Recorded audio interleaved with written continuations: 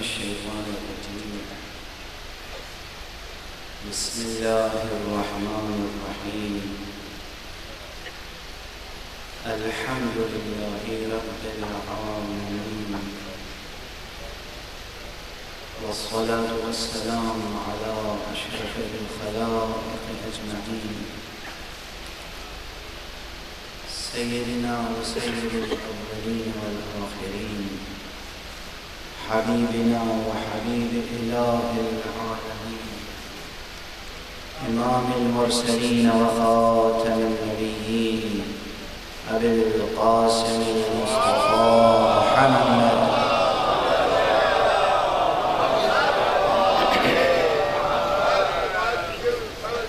وعلى أهل بيته الطيبين الطاهرين الهداة المهديين المعصومين المظلومين، واللعنة الدائمة على أعداء الدين أجمعين.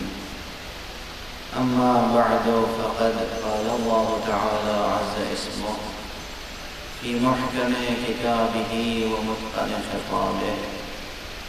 بسم الله الرحمن الرحيم. سبحان الذي أسرى بعبده ليلا من المسجد الحرام إلى المسجد الأقصى الذي باركنا حوله لنريه من آياتنا إنه هو السميع البصير. صلى الله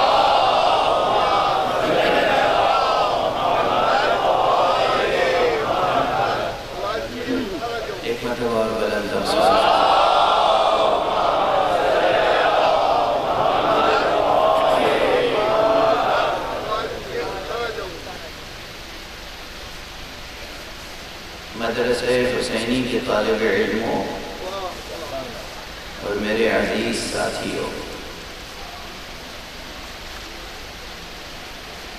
یہ میرے دو خطاب کے فقرے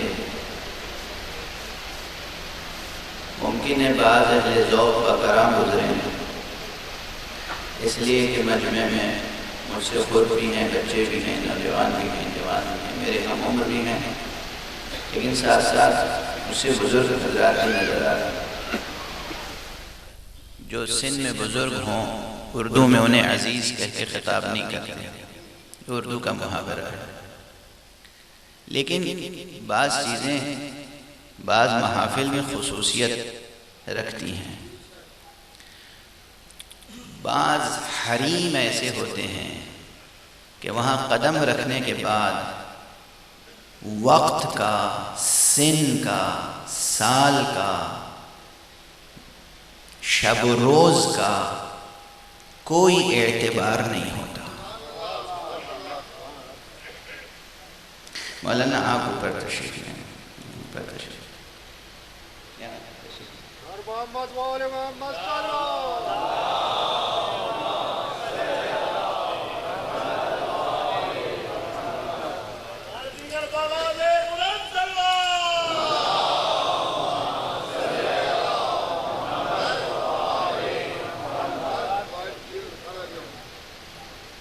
بالکل اسی طرح جیسے ماہ و سال کا نسبی اعتبار کوئی اعتبار نہیں رکھتا، اسی طرح بعض مدرسے ایسے ہوتے ہیں کہ ہم جیسے خاکی بندوں کے لیے جب تک بھی پڑھتے رہیں اس میں طالب علم ہی رہتے ہیں۔ یہ بھی فرق ہے نا، بڑا فرق ہے۔ دنیا کے مدارس و مکاتب میں آپ تشریف لے جائیں تو ایک منزل وہ آتی ہے کہ جہاں مکتب کا دروازہ آپ کے لیے بند ہو جاتا ہے۔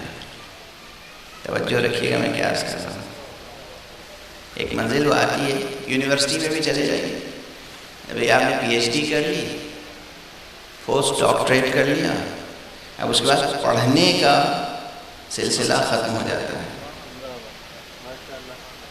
اس کے معنی ہے کہ دنیاوی درسگاہ نے بتا دیا کہ ہماری حد یہیں تک ہے۔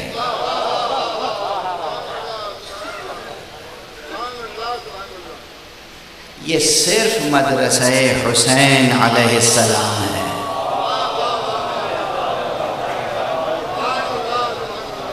یہاں کوئی حد یقف نہیں ہے۔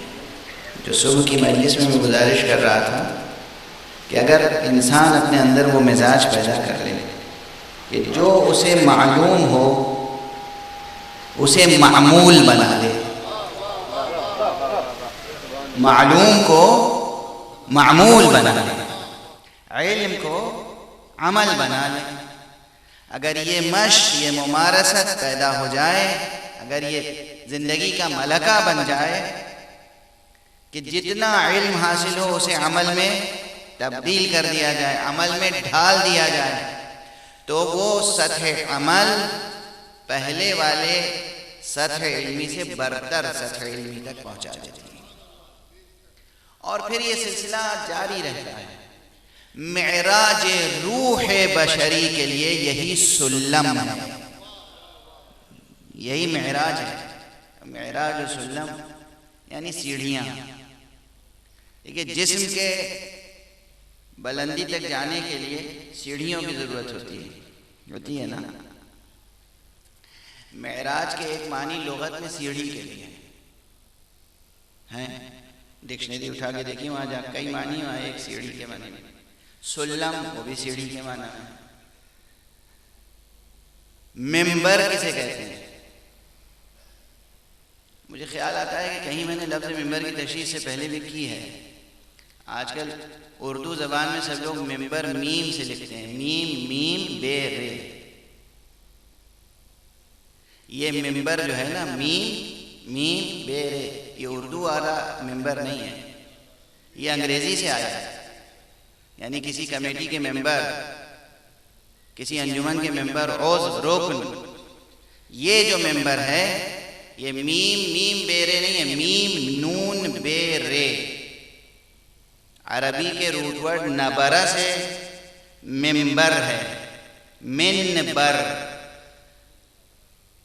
یہ ممبر کے معنی بھی ہیں کہ انسان کو بلندی تک پہنچانے والا۔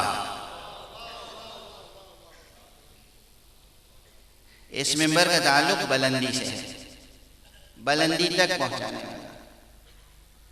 اب یہ اور بات ہے،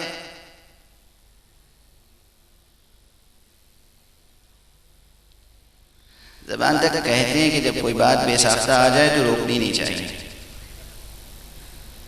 اور یہیں کراچی میں ایک بزرگ مجھے ملے تھے، فیض آباد کے تھے، شاعر تھے، غالباً سحر فیض آبادی، اور انہوں نے اپنا مجموعہ کلام مجھے عنایت فرمایا۔ بہت اچھے اشعار تھے اس میں، اور اس میں ایک شعر یہ تھا جس میں لفظ ممبر آیا تھا۔ دیکھیے میرا یہ جملہ یاد رکھیے گا کہ میں داد کے لیے مجلس نہیں پڑھتا ہوں۔ بعض حضرات یہ مجالس کی کامیابی کا معیار یہ سمجھتے ہیں کہ کس مجلس میں کتنی واہ واہ ہوئی ہیں، کتنے نعرے لگے، یہ مجالس کا معیار ہے؟ توجہ ہے میں کیا عرض کر رہا ہوں؟ اور میں ایک بات اور عرض کرتا ہوں، ممبر پر آنے کے لیے جتنی جرأت آپ کو خوش کرنے کی ہونی چاہیے اس سے زیادہ جرأت آپ کو ناراض کرنے کی بھی ہونی چاہیے۔ خیر بس اب یہ دو فقروں میں جو کچھ ہے وہ ہے۔ وہ جو شعر سنانے کے لیے تمہید میں نے یہ جملے کہے، وہ کیا عمدہ شعر کہا ہے۔ کہتے ہیں کہ ممبروں پر ہیں پیشور ذاکر، ممبروں پر ہیں پیشور ذاکر، کس بلندی پر کیسی پستی ہے۔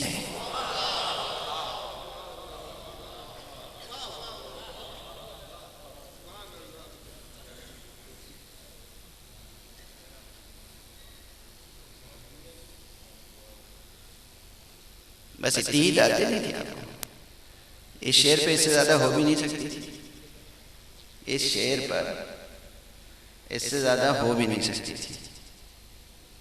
ممبروں پر ہیں پیشور ذاکر، کس بلندی پر، ممبر کی بلندی کیسی پستی ہے.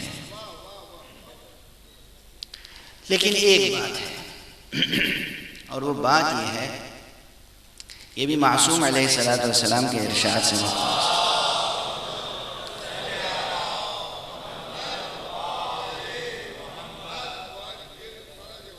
ایک اور بلندر صلوات پڑھیں.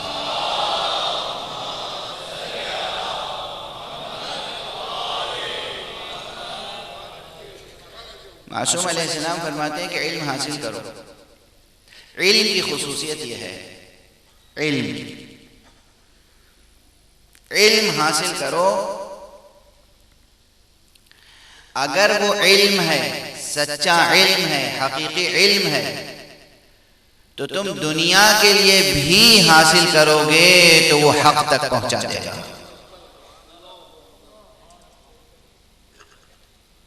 علم کی خصوصیت یہ ہے کہ اگر تم نے دنیا کے لیے بھی حاصل کیا تب بھی وہ تمہیں پہنچائے گا حق تک. اور اگر کوئی حق تک نہ پہنچے اور مدعی علم ہو تو سمجھنا چاہیے اس کے پاس علم نہیں ہے، کچھ معلومات ہیں، فریب جہل ہے، علم نہیں ہے. ممکن نہیں ہے کہ علم باب علم سے جدا ہو جائے، ممکن نہیں ہے کہ علم شہر علم سے جدا ہو جائے. ذات شے کو، حقیقت شے کو خود اس ذات سے سلب نہیں کیا جا سکتا. کیسے ممکن ہے؟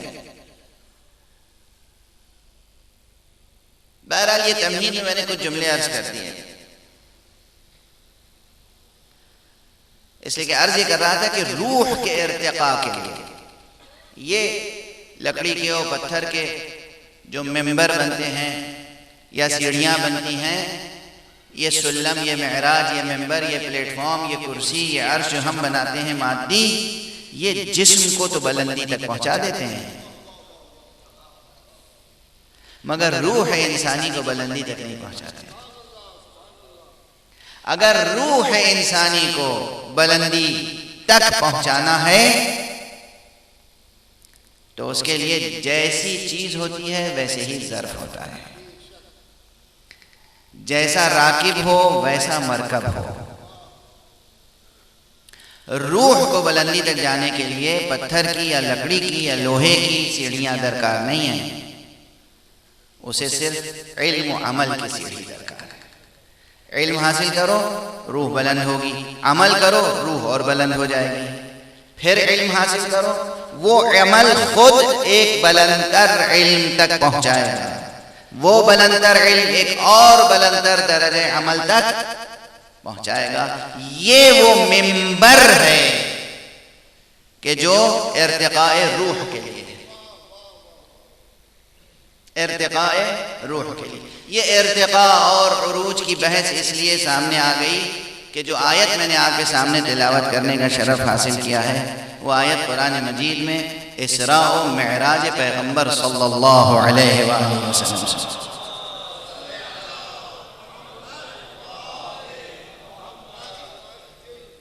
ایک اور بلندر صلوات.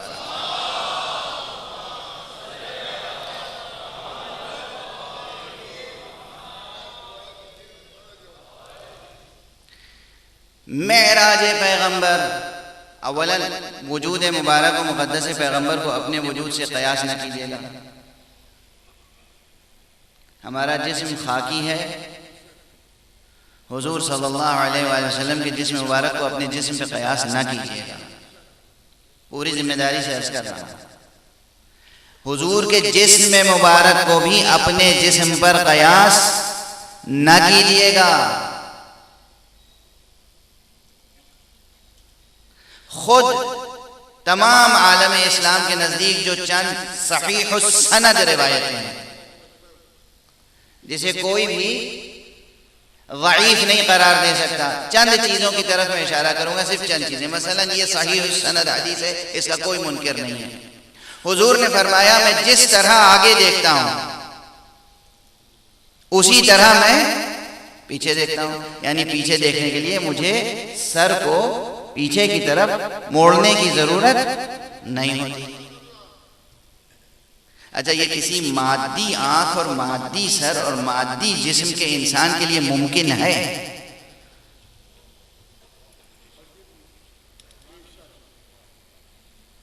کتنی ہی قوی نگاہ ہو، مگر ممکن ہے کہ جس طرح ہم آگے دیکھ رہے ہیں اسی طرح پیچھے دیکھتے رہیں؟ ممکن نہیں ہے نا۔ اس کے معنی کیا ہے؟ اسی سے یہ تمام مکاتب کے نزدیک یہ حدیث ثابت ہے۔ دوسری حدیث فرماتے ہیں میں بظاہر سوتا ہوں، سوتا ہوا نظر آتا ہوں تمہیں، مگر جیسے تم سونے میں غافل ہو جاتے ہو میں غافل نہیں ہوتا۔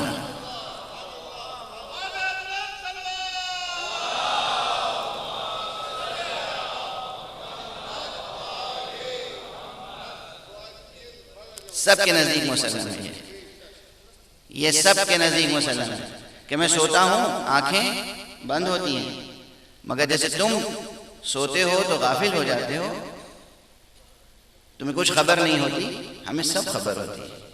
آنکھیں بند ہوتی ہیں، بظاہر سو رہا ہوتا ہوں مگر میں غافل نہیں ہوتا۔ یہ کون سی کیفیت ہے؟ اعلان فرما رہے ہیں، اور اس کا تجربہ دنیا نے بارہا کیا۔ یہی دو چیزیں کافی ہیں حقیقت جسمانی پیغمبر کو بھی سمجھنے کے لیے۔ کسی بھی سائنسداں سے، کسی ڈاکٹر سے، کسی طبیب سے پوچھ لیجئے، یہ جو نظام جسم ہے اس کو برقرار رہنے کے لیے نیند بھی ضروری ہے، اور نیند کی وہ تمام خصوصیتیں ضروری ہیں۔ غفلت کا طاری ہونا ضروری ہے،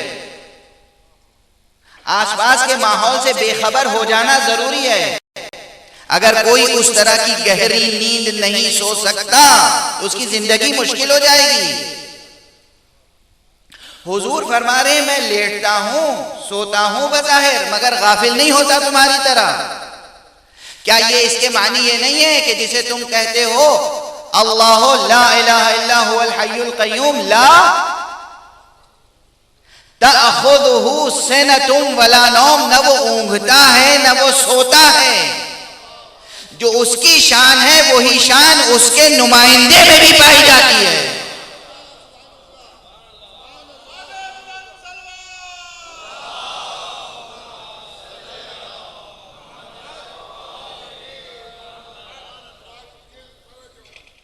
جو شان اس کی ہے۔ یہ صبح کے بیانات سے بھی یہ مضمون مربوط ہے، اور اپنی جگہ ایک مستقل گفتگو بھی ہے۔ یہ گفتگو آئے گی صبح کی مجلسوں میں، حیات کی تعریف میں، حیات کی بحث میں آئے گی، اور یہ پھر جملے میں مکرر عرض کروں گا کہ یہ کون سی شان ہے؟ سو رہے ہیں مگر نہیں سو رہے ہیں۔ جیسے پیغمبر نے فرمایا تھا، اور سب کو تسلیم ہے، اس میں کوئی شبہ نہیں کہ حضور سوتے ہیں، سوتے ہوئے نظر آتے ہیں مگر سوتے نہیں ہیں۔ حضور میں یہ شان اس لیے ہے کہ حضور اسم مبارک الحی کے مظہر ہیں، اور یہی شان حضور کے جانشین میں بھی ہے۔ اس لیے تو آپ کہتے ہیں کہ زندگی بھر امیر المومنین علیہ الصلاۃ والسلام کبھی سوئے نہیں۔ اچھا، کبھی سوئے نہیں، مگر اکثر لوگوں نے سوتے ہوئے دیکھا۔ جنہوں نے سوتے ہوئے دیکھا انہوں نے ظاہری آنکھوں سے امیر المومنین کو بستر پر لیٹے ہوئے دیکھا، مگر اس کے یہ معنی نہیں ہے کہ امیر المومنین سو رہے تھے۔ ایک مرتبہ ضرور سوئے، ایسا سوئے کہ سب کو حیرت میں مبتلا کر دیا، زمین تا آسمان، فرشتوں کو بھی حیرت ہوئی۔ علی سو رہے ہیں، علی سو رہے ہیں۔ یقیناً وہ شب عجیب شب تھی، لیکن اس شب کا خواب بھی ابھی تک میں نے ممبر پر صرف یوں ہی، جسے کہتے ہیں نا عام لب و لہجے میں پاسنگ ریفرنس، یوں ہی حوالہ دے کے بڑھ جاتا ہوں، اور آج بھی بڑھ گیا ہوں۔ اس شب کے خواب پر بھی کبھی گفتگو ہوگی۔ شب ہجرت بستر پیغمبر پر صلی اللہ علیہ وآلہ وسلم اسم مبارک الحی کے مظہر ہیں، اور یہی شان حضور کے جانشین میں بھی ہے۔ اس لیے تو آپ کہتے ہیں کہ زندگی بھر امیر المومنین علیہ السلام کبھی سوئے نہیں۔ اچھا، کبھی سوئے نہیں، مگر اکثر لوگوں نے سوتے ہوئے دیکھا۔ جنہوں نے سوتے ہوئے دیکھا انہوں نے ظاہری آنکھوں سے امیر المومنین کو بستر پر لیٹے ہوئے دیکھا، مگر اس کے یہ معنی نہیں ہے کہ امیر المومنین سو رہے تھے۔ ایک مرتبہ ضرور سوئے، ایسا سوئے کہ سب کو حیرت میں مبتلا کر دیا، زمین تا آسمان، فرشتوں کو بھی حیرت ہوئی۔ علی سو رہے ہیں، علی سو رہے ہیں۔ یقیناً وہ شب عجیب شب تھی، لیکن اس شب کا خواب بھی ابھی تک میں نے ممبر پر صرف یوں ہی، جسے کہتے ہیں نا عام لب و لہجے میں پاسنگ ریفرنس، یوں ہی حوالہ دے کے بڑھ جاتا ہوں، اور آج بھی بڑھ گیا ہوں۔ اس شب کے خواب پر بھی کبھی گفتگو ہوگی۔ شب ہجرت بستر پیغمبر پر صلی اللہ علیہ وآلہ وسلم،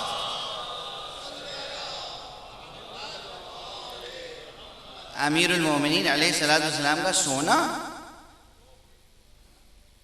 اس پر بھی کبھی گفتگو ہوگی۔ امیر المومنین کی بیداری بھی معجزہ ہے، امیر المومنین کا بستر پہ لیٹ جانا بھی معجزہ ہے۔ بہت سے حضرات نے اس پہ گفتگو کی ہے، مگر ابھی بہت گفتگو کی گنجائش ہے، اس لیے کہ بقول کسے تا قیامت کھلا ہے باب سخن، راہ مضمون تازہ بند نہیں۔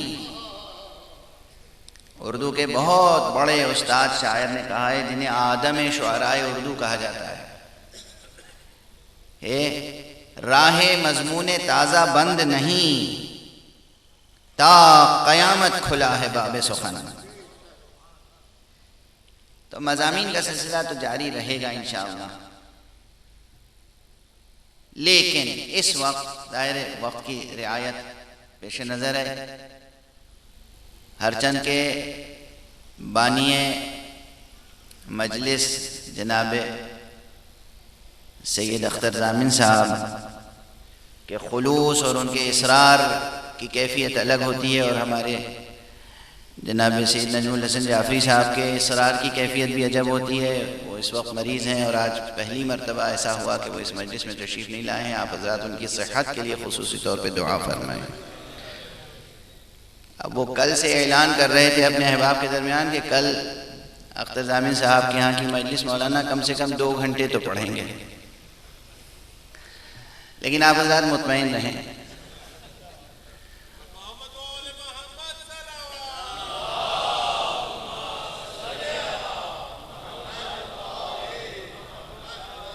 بات وقت کی نہیں ہوتی، بات مضمون کی ہوتی ہے۔ اللہ سبحانہ و تعالیٰ نے پیغمبر کو، اپنے حبیب کو، اپنے عبد کو، اپنے محبوب کو زمین تا عرش وہ سیر جو دوسروں سے ممکن نہیں ہے، وہ لمحوں میں سیر کرا دی۔ اس سیر میں یہ نکتہ پوشیدہ ہے کہ وقت کی اہمیت نہیں ہے، ادھر سے عطا کیا ہو رہا ہے اس کی اہمیت ہے۔ ادھر سے کیا عطا ہو رہا ہے اس کی اہمیت ہے، وقت کی کوئی اہمیت نہیں۔ زیادہ وقت صرف ہوا یا کم وقت صرف ہوا اس کی اہمیت نہیں ہے، اہمیت یہ ہے کہ اس وقت میں حاصل کیا ہوا، کتنا ہوا۔ یہ وقت نسبی ہے۔ وقت پر بہت سے فلاسفہ نے گفتگو کی ہے، بہت سے سائنسدانوں نے گفتگو کی ہے، ٹائم کی حقیقت کیا ہے، ٹائم کا نیچر کیا ہے، اور فلسفہ زمان پر گفتگو ضروری بھی ہے بطور خاص معراج کی بحث میں، اس لیے کہ ٹائم ریفرنس اس میں آتا ہے۔ کیا ارشاد فرمایا ہے اللہ سبحانہ و تعالی نے؟ سبحان الذی اسری بعبدہ لیلا من المسجد الحرام پاک ہے وہ ذات، منزہ ہے وہ ذات، مقدس ہے وہ ذات، مادی علائق سے برتر ہے وہ ذات، مادہ و مادیات، مکان و مکانیات، زمان و زمانیات سے برتر ہے، منزہ ہے وہ ذات جو راتوں رات کے ایک مختصر سے وقفے میں اپنے بندے کو لے گئی۔ یہ چونکہ آیت میں آ گیا ہے مختصر سا وقفہ، اس لیے زمان کی بحث لازم ہے۔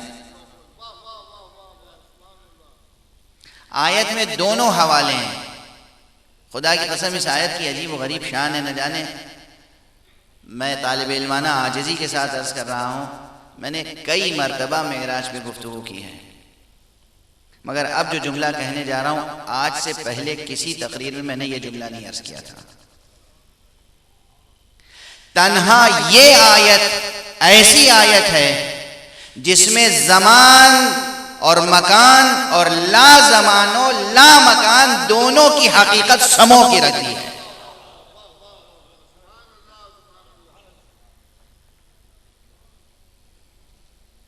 ایسا حکیمانہ بیان اور ایسا دلاویز، بشرطے کہ عربی زبان کا ذوق ہو کسی کو، اس عربی کا جو قرآنی عربی ہے، اور اس عربی کو اس لہجے میں سنے کوئی جو ہاشمی لہجہ ہے۔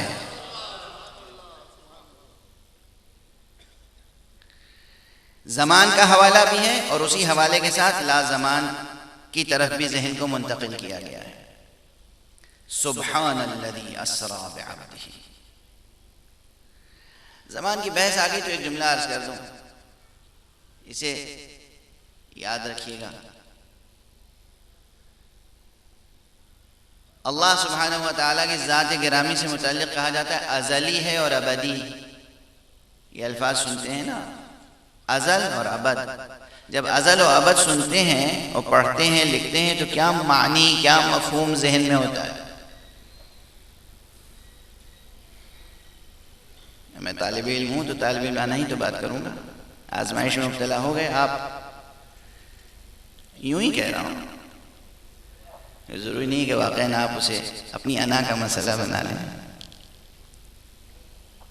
ازل جب کہتے ہیں اس سے کیا مراد ہے؟ ابد جب کہتے ہیں تو اس سے کیا مراد ہے؟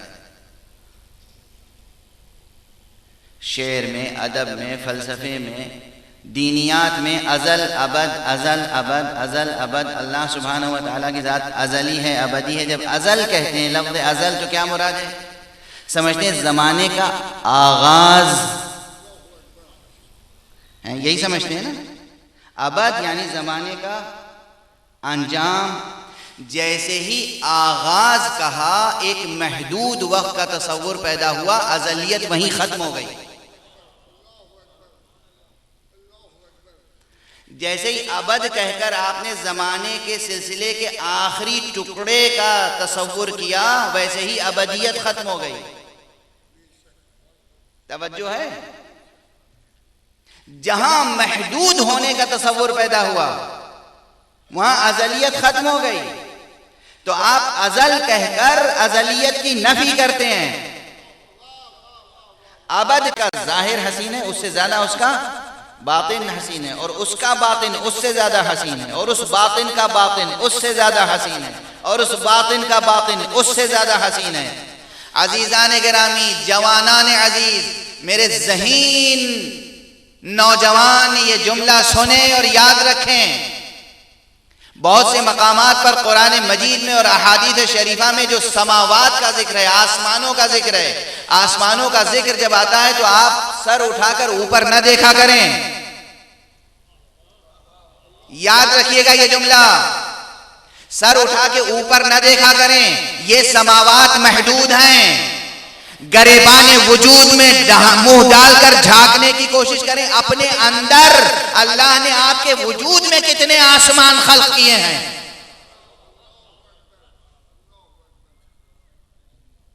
یہ شاعری نہیں ہے، یہ شاعری نہیں کر رہا ہوں، یہ خطیبانہ سخن گستری نہیں ہے۔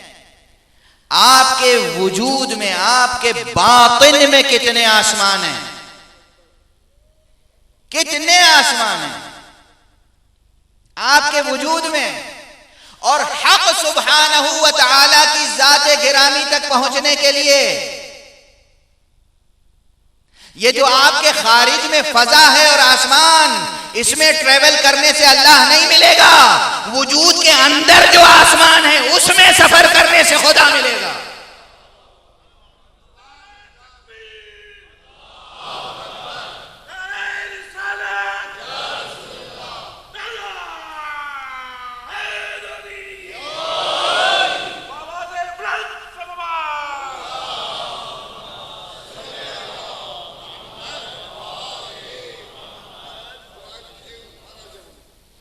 باہر سفر کرنے سے خدا تھوڑی ملے گا. یہ بڑا مغالطہ ہے. یہ آپ کے وجود کے اندر. اور یہ بات بھی کس نے کہی؟ حضرت امیر المومنین مولا کائنات علی ابن ابی طالب علیہ السلام نے ارشاد فرمایا ہے. ارے بھائی علی کا تذکرہ ہے تو بلند صلوات ہونی چاہیے.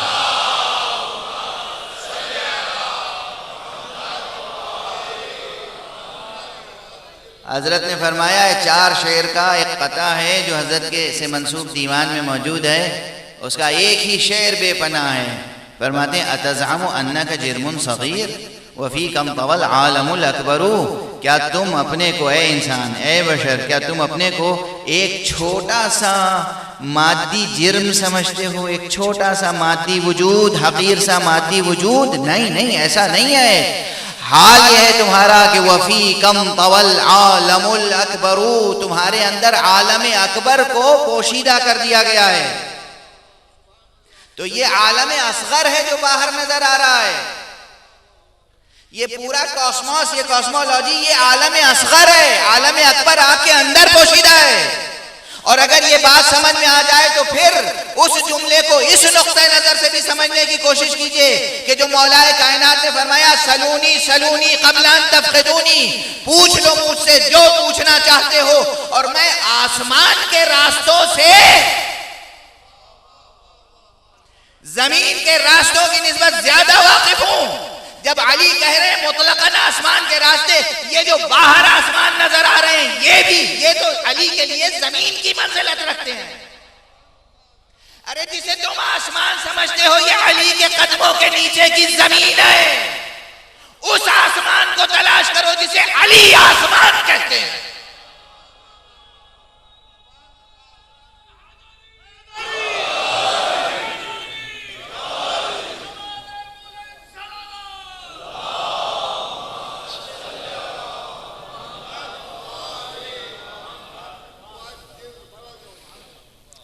عموماً آپ اس طرح کے بیانات سے مانوس نہیں ہیں. بظاہر آپ کی ظاہری سماعتیں مانوس نہیں ہیں، گوش دل مانوس ہے. آپ کا گوش دل مانوس ہے. یہ سماعت ظاہری جو ہے شاید مانوس نہ ہو. یہ بحث بہت اہم ہے. آج ہر فرد جا کر یہ سوچے کہ اس نے کبھی سوچا جب بھی آسمان کا لفظ آیا باہر دیکھا، جب بھی آسمان کا لفظ آیا باہر ہی دیکھا نا. آسمان کو تلاش کرنے کے لیے اندر دیکھنے کی ضرورت ہے. وہ لامتناہی ہے، یہ متناہی ہے، یہ محدود ہے، وہ لامحدود ہے. مجھے یقین ہے کہ یہ عادتاً سبحان اللہ نہیں کہہ رہے ہیں. بعض حضرات نے ہو سکتا ہے ان کا تخلصی سبحان اللہ رکھ دیا ہو، بعض حضرات نے واہ واہ ان کا تخلص رکھ دیا ہو، لیکن ان کی واہ واہ میں، ان کی سبحان اللہ میں جو عشق اہل بیت ہے، پروردگار آپ سب کو سلامت رکھے.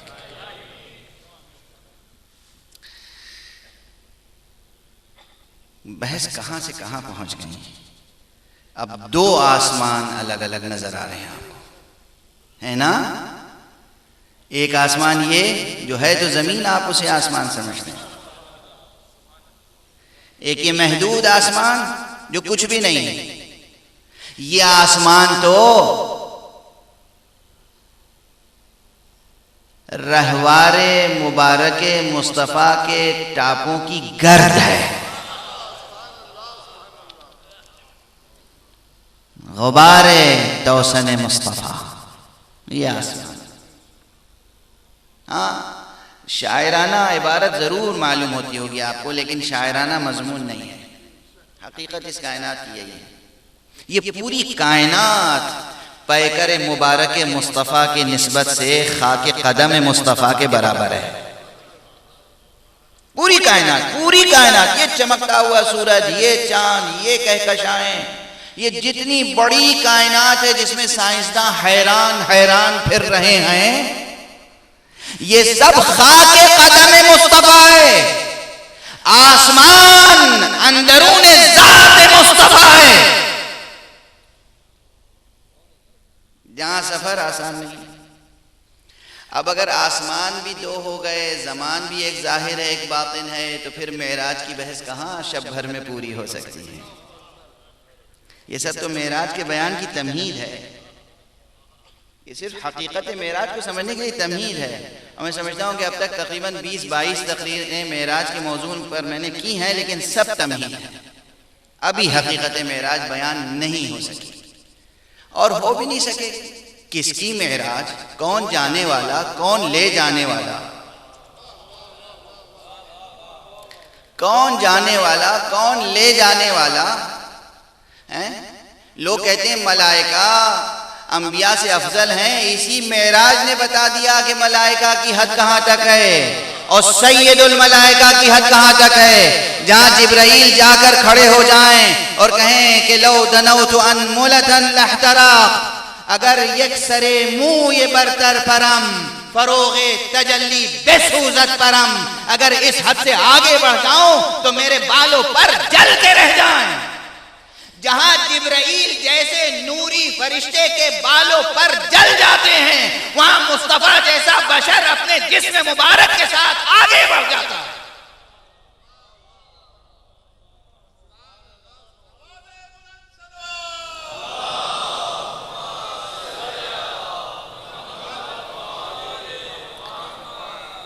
پھر بھی آپ کہتے ہیں کہ مصطفیٰ صلی اللہ علیہ وسلم ہمارے جیسے تھے۔ دست ادب جوڑ کے ایک جملہ کہہ رہا ہوں اس اعتماد کے ساتھ کہ آج تک یہ جملہ کسی نے نہ کہا ہے نہ لکھا ہے۔ مولانا افتخار صاحب موجود ہیں، یہ مجھے بہت عزیز ہیں،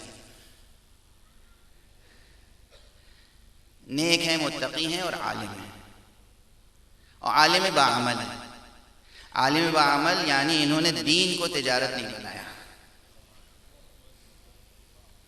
پڑھاتے ہیں، کماتے ہیں، دین کی خدمت کرتے ہیں۔ دین کی سب سے بڑی مصیبت یہ ہے کہ دین کو انڈسٹری بنا دیا گیا۔ دین ریلیجن کو انڈسٹری بنا دیا، اور اب دست ادب جوڑ کے کہہ رہا ہوں کہ خدا را عزاداری کو بھی انڈسٹری بننے سے بچا لیجئے۔ اچھا نہیں لگے گا یہ جملہ آپ لوگوں کو، نہ لگے؟ کچھ دنوں کے بعد آپ اس جملے کی حقیقت کو درک کریں گے۔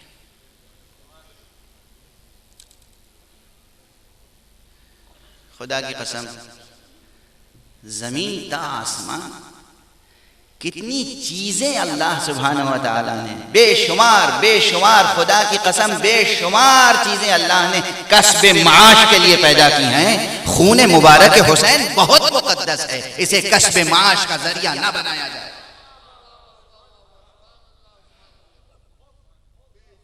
زمین کا آسمان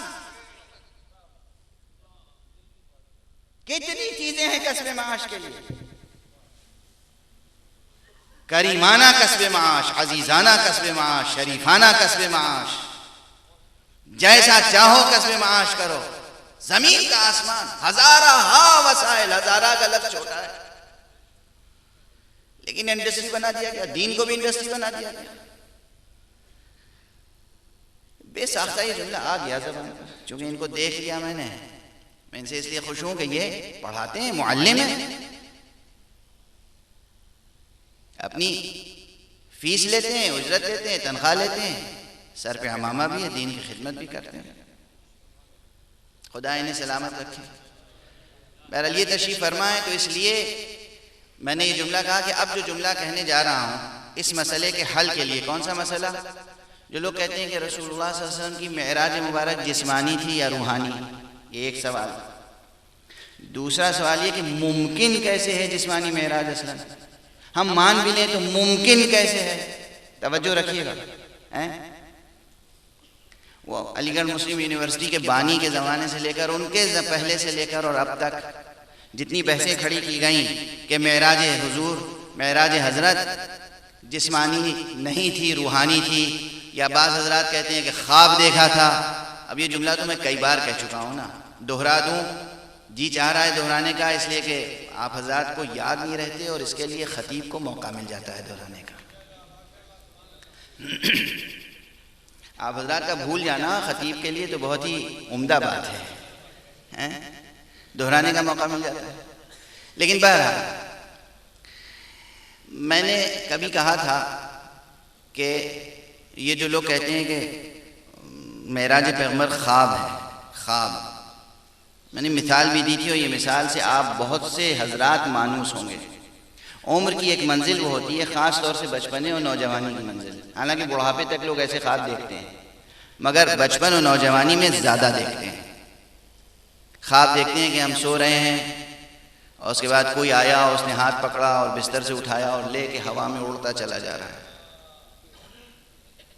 اور بہت اوپر جاتے ہیں اور دم گھٹنے لگتا ہے، اور اس کے بعد آنکھ کھل جاتی ہے، بلک بلک کے بچے روتے ہیں، ماں باپ دوڑ کے آتے ہیں، کیا ہوا بیٹا؟ وہ کہتے ہیں ہم نے دیکھا تھا کہ کوئی آیا ہمیں لے جا رہا تھا۔ تو کوئی نہیں کہتا کہ مبارک ہو بیٹا تم صاحب معراج ہو گئے۔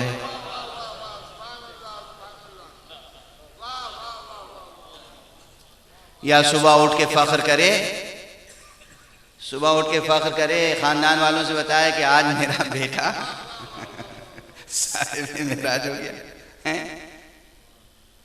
یہ خواب دیکھتے ہیں لوگ، خواب کا نام معراج نہیں ہے۔ اور دراصل جن لوگوں نے یہ نظریہ قائم کیا کہ معراج خواب ہے، ان کا اسلام بھی تو خیالی ہے۔ حقیقی اسلام ہوتا تو حقیقی معراج کے قائل ہوتے۔ خواب کا سا اسلام ہے، خیال کا سا اسلام ہے، تو خواب سی معراج۔ حضور نے خواب نہیں دیکھا تھا، نہ اللہ سبحانہ و تعالیٰ نے خواب میں معراج سے مشرف فرمایا تھا۔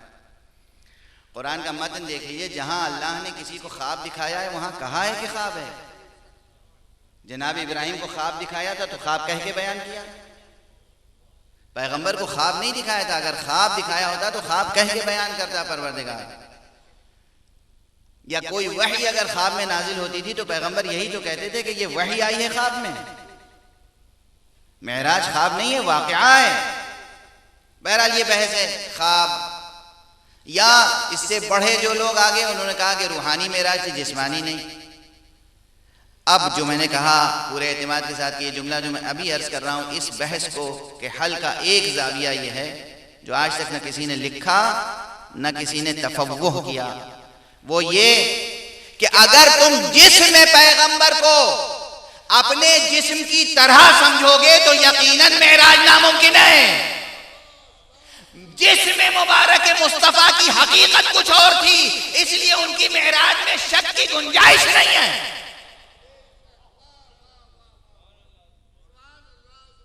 توجہ ہے میں کیا گزارش کر رہا ہوں؟ آپ پیغمبر کے جسم کو اپنا جسم کا سا سمجھتے ہیں؟ تمہید مجلس میں میں نے کیوں گزارش کی تھی؟ تمہید مجلس میں نے کیوں گزارش کی کہ ایسی صحیح السند حدیثیں ہیں جو بتاتی ہیں کہ جسم مبارک و مقدس پیغمبر ہمارے جیسا جسم نہیں تھا، جیسے آگے دیکھتے تھے ویسے ہی پیچھے دیکھتے تھے، سوتے تھے مگر غافل نہیں ہوتے تھے، جسم تھا مگر سایہ نہ تھا۔ اور سنیے، آپ ابھی باور کریں یا نہ کریں، میں نے کتاب میں روایت پڑھی ہے تو عرض کر رہا ہوں، ایک خاص پٹکا آپ کی بہت ہی حسین قیمتی پٹکا آپ کی کمر میں تھا، آویزہ تھا، ایک شخص آیا اور اس نے کہا یا رسول اللہ یہ پٹکا بہت خوبصورت ہے، بہت حسین ہے، بہت اچھا لگ رہا ہے، مجھے بڑا قیمتی، مجھے عنایت فرما دیں گے؟ کہا لے لو۔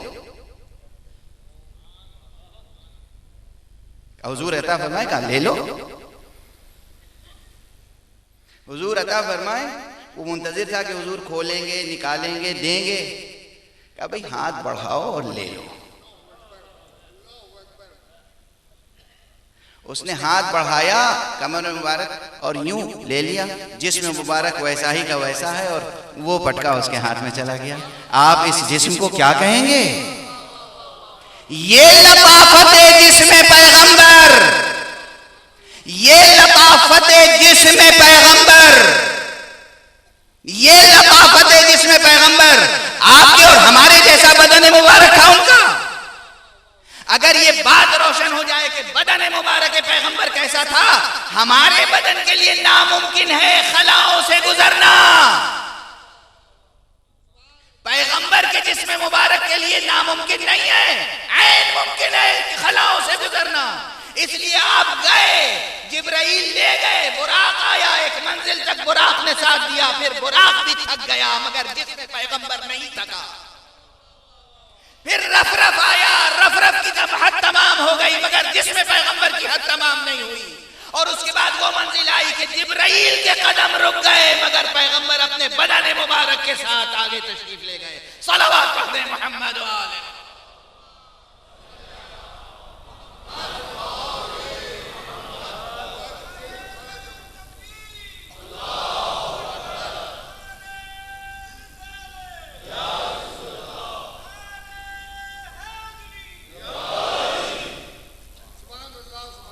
پیغمبر، پیغمبر کون پیغمبر؟ محمد صلی اللہ علیہ وآلہ وسلم۔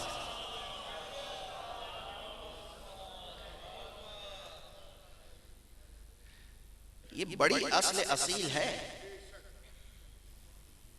اس کو علمی طور پر بحث کرنے کی بات ہے۔ اس ایک جملے پہ کتابیں لکھی جائیں، تحقیق ہو کہ یہ بحث جو ہے پیغمبر کی معراج جسمانی تھی کہ روحانی، جسمانی تھی کہ روحانی، جسمانی، یہ بحث قائم ہی اس پر ہے کہ ان کے جسم کو آپ اپنے جسم جیسا سمجھ رہے ہیں۔ جو چیز آپ کے لیے ناممکن ہے آپ ان کے لیے ناممکن سمجھ رہے ہیں۔ آپ کو پرواز کرنے کے لیے ہوائی جہاز درکار ہے تو آپ سوچیں پیغمبر ہوائی جہاز کے بغیر کیسے جا سکتے ہیں۔ آپ کو چاند پر جانے کے لیے جس طرح کے راکٹس درکار ہیں آپ سوچیں پیغمبر کے لیے ویسے ہی راکٹس ہونے چاہیے تھے، ورنہ وہ کیسے چلے گئے؟ آج سے 1400 برس پہلے سائنس تو تھی نہیں، ناسا کا وجود نہیں تھا۔ یہ ناسا نے جو انسانیت کا ناس کر رکھا ہے یہ الگ داستان ہے۔ چھوٹا موٹا ناس نہیں ہے، الف لگا ہوا ہے اس میں، بڑا ناس ہے، اسی لیے تو ناسا کہتے ہیں۔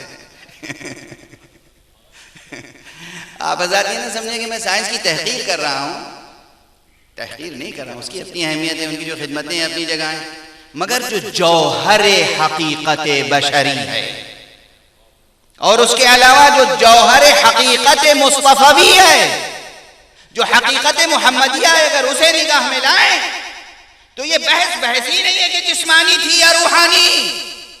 بس اس تازہ بحث کو کہنے کے بعد پھر ایک پرانا جملہ دہرانے پر مجبور ہوں کہ جو لوگ سمجھتے ہیں کہ روحانی معراج ہے وہ یہ کیوں بھول جاتے ہیں کہ روح اور جسم کی جدائی کا نام موت ہے، معراج نہیں۔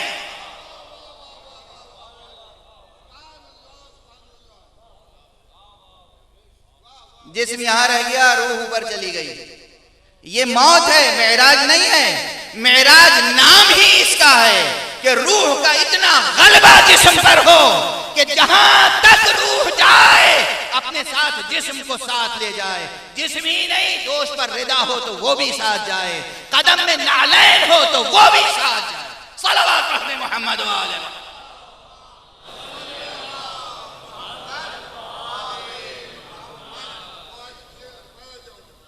معراج مصطفیٰ صلی اللہ علیہ وآلہ وسلم۔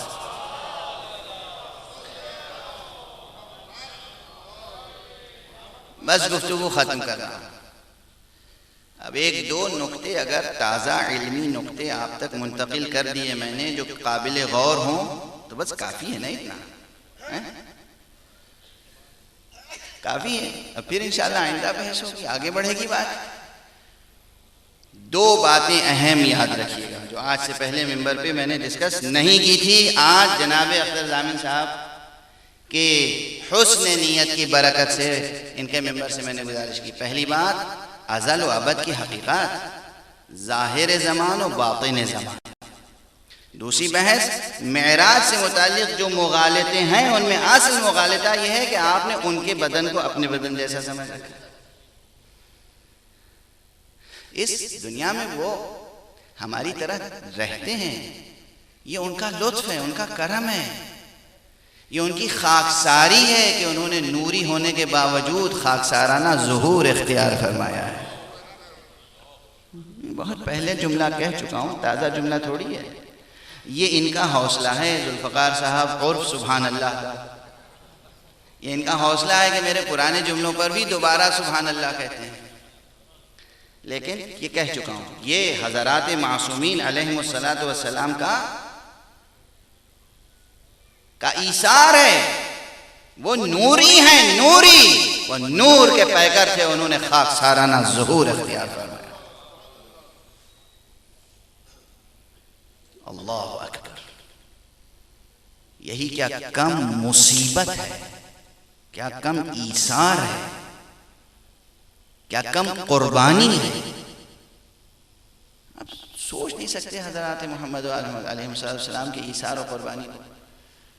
اپنا شعر پڑھنا نہیں چاہتا مگر مجھے وہ بھی یاد آ رہا ہے.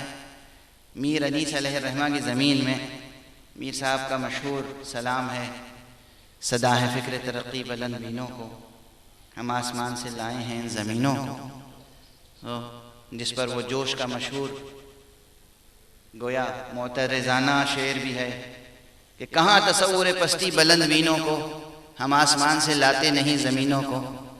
مگر اس کا جواب بھی کسی انیس پرست نے اچھا دیا ہے, اور جواب یہ ہے کہ صدا عروج کی دھن ہے بلند بینوں کو, ہم آسمان بنا دیتے ہیں زمینوں کو.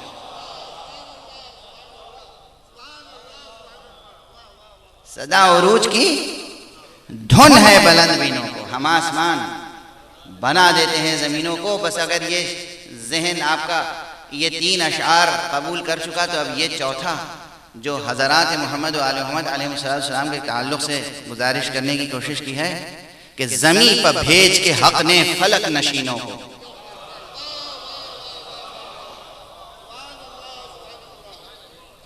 زمین پر بھیج کے حق نے فلک نشینوں کو, فلک کی راہ دکھائی زمین گزینوں کو. آپ ان کی معراج میں شبہ کرتے ہیں, اللہ نے ان کو یہاں بھیجا تاکہ آپ کو معراج کی راہ دکھائیں, آپ کو بتائیں کہ بلندیوں کی راہیں کیا ہیں. اسی لیے علی علیہ السلام نے فرمایا تھا مجھ سے پوچھ لو آسمانوں کے راستے, آسمانوں کے راستے یعنی معراج کی راہیں پوچھ لو. اور آپ انہی کی معراج میں شبہ کرتے ہیں. بس گفتگو ختم ہو گئی, گفتگو ختم ہو گئی. یہ خود کیا کم ایثار ہے, قربانی ہے کہ وہ تشریف لائے. نور, نور محض, نور خالص, نور بحث, محض نور, نور محض. انہوں نے خاکسارانہ ظہور اختیار فرمایا, ہماری طرح نظر آنے لگے, ہماری طرح زندگی بسر کی, اور اس کے بعد ہم نے بھی ان کو اپنی طرح کا سمجھا, اور پھر مظالم کا سلسلہ. اللہ اکبر. اسی لیے تو پیغمبر صلی اللہ علیہ وسلم کا ایک جملہ ہے, فرماتے ہیں ما اوذی نبی قط فی اللہ کما اوذیت. کسی نبی کو اللہ کی راہ میں اتنی اذیتیں نہیں دی گئیں جتنی مجھے دی گئی.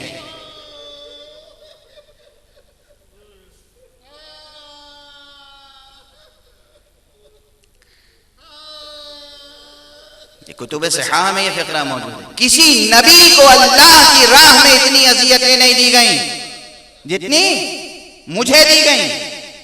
کیا کیا اذیتیں مصطفیٰ کو نہیں پہنچی. کتنی اذیتوں، کتنے مصائب کا تذکرہ کیا. تذکرہ ممکن نہیں ہے.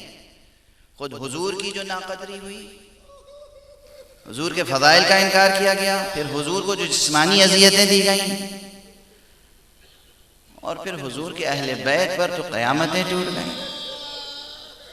حضور کی آنکھوں کے بند ہوتے ہی جس دروازے پہ حضور آ کے کہتے تھے السلام علیکم یا اہل البیت، مسلسل جس دروازے پر حضور آ کر کہتے تھے السلام علیکم یا اہل البیت، اسی دروازے میں آگ لگا دی گئی. آپ دیکھیں، ذرا تصور تو کریں، جن بچوں کو حضور اپنے شانے پہ بلند کرتے تھے، حضور جن بچوں کو اپنے شانے پر بلند کرتے تھے، جن کے لیے حضور ناقہ بنتے تھے، وہی تو تھے جنہیں کربلا میں گھوڑے کی ٹاپوں سے روندا گیا.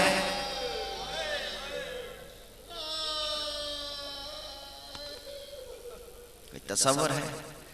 اگر مراتب اہل بیت کا اندازہ ہو اور پھر ان واقعات پر نظر ہو تو کبھی آنسو تھم سکتے ہیں؟ یا آواز گریہ کبھی تھم سکتی ہے؟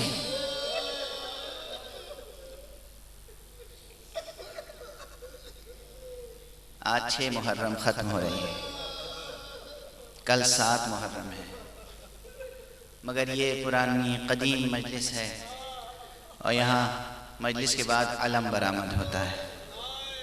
اس لیے میرا ذہن حیران ہے میں کس کس کا تذکرہ کروں. ہم عام طور پہ 6 محرم کو حضرت علی اکبر شبیہ پیغمبر کا تذکرہ کریں، 7 محرم کو یا شب ہفتم سے جناب قاسم کا تذکرہ شروع ہو جاتا ہے، لیکن یا علم مبارک کی رعایت سے حضرت عباس کا تذکرہ ہوتا ہے.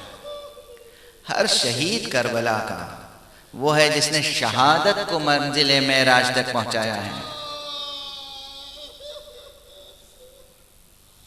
لیکن ہاں، چونکہ شبیہ علم برآمد کی جائے گی، علم اٹھایا جائے گا، اس لیے بس 2-3 فقرے عرض کروں.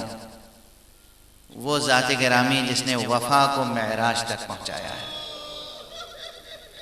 وہ علمدار حسینی. اللہ اکبر، کیا مقام ہے، کیا منزلت ہے. سب کا مرثیہ آپ کہتے ہیں، نوحہ آپ کہتے ہیں، اس شہید کا کیا مرتبہ ہوگا جس کا مرثیہ خود حسین نے کہا.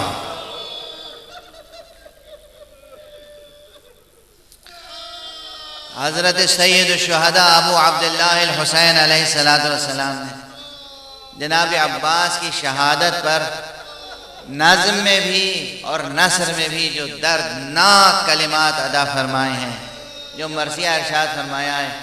ایک مقام پہ فرماتے ہیں بھیا عباس، تمہارے بعد وہ آنکھیں بیدار رہیں گی جو اب تک سوتی تھیں چین کی نیند، اور جو تمہاری ہیبت سے ہمیشہ جاگتے تھے اب وہ چین کی نیند سو جائیں. اللہ اکبر.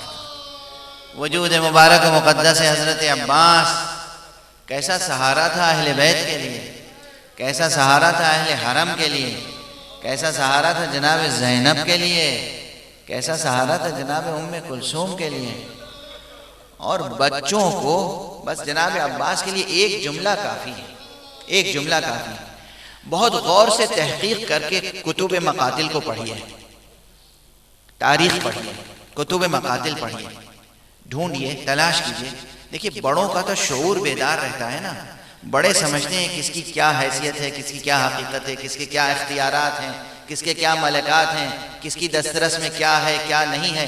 بچے تو بچے ہوتے ہیں نا، لیکن قافلہ حسینی کے بچوں کو بھی معلوم تھا کس کے کیا اختیارات ہوتے ہیں. جب تک حضرت عباس کا سایہ برقرار رہا بچوں کی امید تھی کہ پانی مل جائے گا. اس لیے العطش العطش فرمات کہتے رہے بچے، العطش العطش. پانی کی طلب بس اس وقت تک رہی جب تک عباس تھے. عباس کے بعد کسی بچے نے زبان پر پانی کا تقاضا نہیں جاری کیا.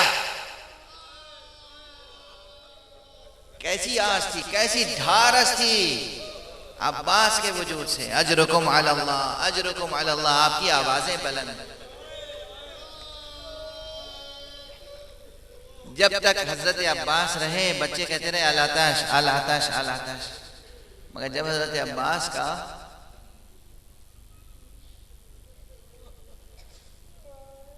لاشا خیمے میں نہیں آیا،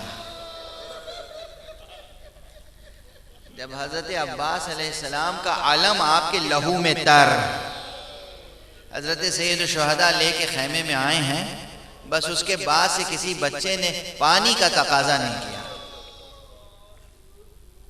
خدا آپ حضرات کو ہمیشہ سعادت گریہ عطا فرمائے، مصائب اہل بیت میں، مصائب سید الشہداء میں، مصائب حضرت عباس میں. یہ گریہ عبادت ہے، بار بار عرض کرتا ہوں یہ گریہ عبادت ہے. حضرت عباس، تاریخ پڑھیے، حضرت عباس کی جنگوں کا بھی تذکرہ تاریخ میں ہے، حضرت عباس کی شجاعتوں کا بھی تذکرہ تاریخ میں ہے، لیکن شجاعت عباس پر صبر عباس غالب ہے، شجاعت عباس پر وفا عباس غالب ہے. جناب عباس کا سب سے بڑا جہاد کربلا میں ضبط جہاد ہے، ضبط جذبہ جہاد سب سے بڑا جہاد ہے. آخر تک جناب سید الشہداء نے جنگ کرنے کی اجازت کہاں دی، لڑنے کی اجازت دی کہاں؟ حضرت ابو الفضل عباس نے جب سر جھکا کے آقا سے کہا آقا اب مجھے میدان میں جانے کی اجازت دیجئے. آقا نے فرمایا تم تو ہماری فوج کے علمدار ہو. تو حضرت عباس نے کیا کہا؟ آقا اب وہ فوج کہاں رہ گئی جس کا میں علمدار ہوں، اب وہ فوج کہاں رہ گئی؟ امام نے پھر کیا فرمایا؟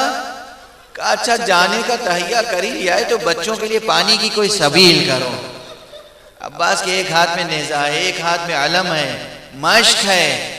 آپ تشریف لے گئے ہیں، آپ سب مستحضر ہیں، آپ کی آنکھوں میں نگاہوں میں سب منظر ہے، آپ برابر یہ مصائب سنتے رہتے ہیں، لیکن خدا کی قسم ان مصائب میں، تاثیر میں، علمناکی میں کبھی کوئی کمی نہیں آتی. ادھر نام عباس آیا ادھر آنکھیں آنسو برسانے لگتی، ادھر نام سکینہ آیا ادھر آنکھیں آنسو برسانے لگتی. یہ تاثیر ہے اخلاص عباس، وفا عباس، جوہر عباس. جناب عباس تشریف لے گئے. فرات تک پہنچنے کے لیے، نہر علقمہ تک پہنچنے کے لیے کس قدر جنگ کی ہوگی جناب عباس نے. کیا آسانی سے پہنچ گئے ہوں؟ کیا آسانی سے پہنچ گئے ہوں؟ کس قدر بہادری کے ساتھ، شجاعت کے ساتھ جنگ کی ہوگی جب پہنچے ہیں. لیکن جب وہاں سے نکلے ہیں واپس، اور جذبہ یہ تھا کہ مشق کسی صورت سے خیمے تک پہنچ جائے. دشمنوں نے بھی یہ تہیہ کر لیا تھا کہ مشق کو خیمے تک پہنچنے نہیں دیں گے. ایک مرتبہ کسی شقی نے ایک درخت کی آڑ لے کر جناب عباس علیہ السلام کے ایک شانے پہ وار کیا. خدا کی قسم ذرا دیکھو تو عباس کا حوصلہ، عباس کا ہنر جنگ. کسی کے ایک شانے پہ بھی وار ہو نا تو دوسرے ہاتھ میں جو چیز ہو وہ ہاتھ سے چھوٹ جاتی ہے، مگر یہ عباس ہے کہ جو ہاتھ جس پر ضرب لگی ہے اس ہاتھ سے بھی مشق فوراً دوسرے ہاتھ میں لے لی. توجہ ہے؟ اگر کسی کے ایک شانے پر بھرپور وار ہو تو دوسرے ہاتھ میں جو چیز ہوگی وہ ہاتھ سے چھوٹ جائے گی. یہ عباس ہے کہ ادھر شانہ کٹا، ادھر عباس نے دوسرے ہاتھ میں مشق لے لی، اور پھر جب دوسرا شانہ قلم ہوا تو شانے کی پرواہ نہیں ہے، فوراً کسی صورت سے مشق کو اس طرح سنبھالا کہ دانتوں سے مشکیزہ تھام لیا ہے جناب عباس. مجھے بعض بزرگوں کا جملہ یاد آتا ہے کہ کوئی کیسے کہے حضرت عباس سے کہ آقا ذرا آپ آواز دے کر کسی کو آواز دے دیں، امام حسین کو آواز دے دیں کہ آئیں آقا میں نے مشق بھر لی ہے، پانی موجود ہے، میرے دونوں ہاتھ زخمی ہو گئے، آپ یہ مشق کسی صورت سے بچوں تک پہنچا دیں. مگر آواز دیں تو کیسے دیں؟ دانتوں میں مشق ہے. ہاں دل ہی دل میں حضرت عباس دعائیں فرمانے، پروردگار کسی صورت سے یہ پانی خیام حسینی تک پہنچ جائے. مگر جب جناب عباس کی یہ دعا پوری نہ ہوئی اور مشک کسی تیر نے آ کر مشک چھٹ گئی، پانی بہہ گیا، اس کے بعد یقیناً کوئی سننے والا تو نہ تھا، مگر میرا دل کہتا ہے کہ اب عباس یہ کہہ رہے ہوں گے پروردگار اگر یہ مشک خیمے میں نہیں گئی تو میری لاش بھی خیمے میں نہ جائے.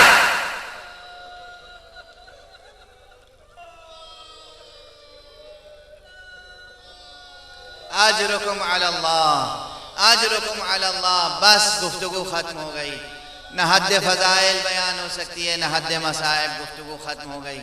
جناب عباس نے آواز دی جناب امام حسین کو اس انداز سے کہ آقا آپ پر آخری سلام. حضرت امام حسین تشریف لائے اور تشریف لانے کے بعد جناب عباس کی وصیتیں سماعت فرمائیں. جناب عباس نے یہی کہا کہ میرا لاشا خیمے میں نہ لے جائیے. اس وقت سرکار سید الشہداء نے یہی علم جو آپ علم اٹھائیں گے، یہ علم اس علم کی شبیہ ہے. یہ علم جو عباس کے وفادار لہو میں تر تھا، لاش کے بجائے یہ علم لے کر سید الشہداء خیمے میں آئے ہیں.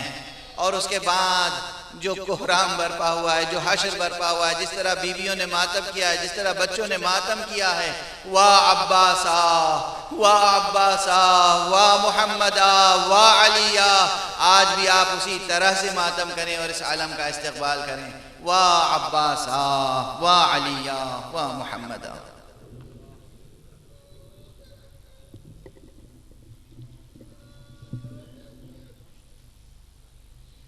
ہل چل